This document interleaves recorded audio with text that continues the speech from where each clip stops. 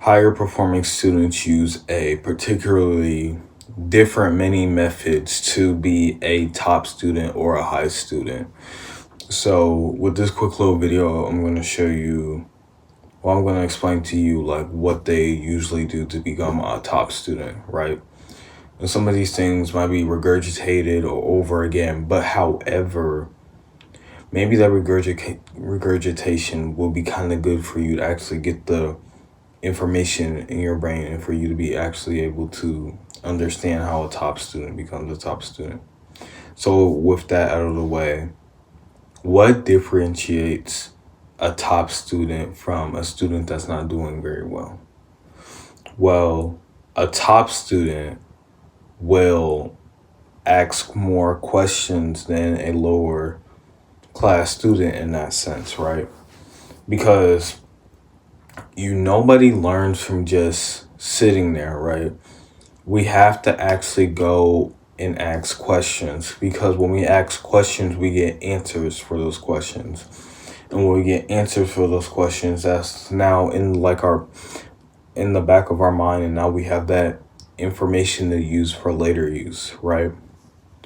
So you would see this usually in a classroom where the higher level student is asking more questions from the teacher, and then the lower level student just sitting there in the background quiet.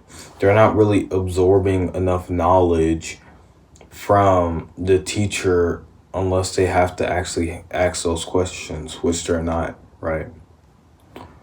And then I feel like the second thing how top students get to the way they are is that they actually rest, and they actually take time to get good rest. Now, you might say, how does rest have to do anything with learning or becoming a top student? Well, when we sleep and when we get good sleep, we retain much more information, right? When you don't get good sleep, you're like, oh, I'm so groggy, I'm so this and that, and I can't remember anything. When I'm tired, I can't really function to the high capacity that I know I can function, right? And because of that, that's why I say sleep is important. Because actually, when we sleep, right, our brain takes all the information we went through from the day and it sorts it out. Your time, your recovery time, the time you go to sleep is the point where your brain gets rid of all the extra stuff in it. It's like that healing period for the body, and your brain takes that time to actually heal itself, and your brain takes the time to organize all the things you've been through throughout the day in that sense. Another thing that a top student does that I'm now really looking at more is that they have really good communication skills. And this one actually, now looking at it, it kind of surprised me, right? The very good top students have very good communication skills, whether that's with their peers or with their teachers, right? And I think that these communication skills really pay off because it's activating like that learner part in themselves, right?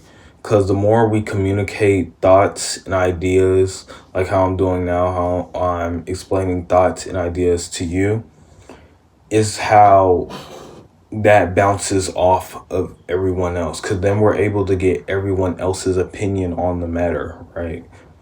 So if I'm talking to this person, that person, that's like three different ideas that I'm able to bounce off on, and I'm able to get that information from them.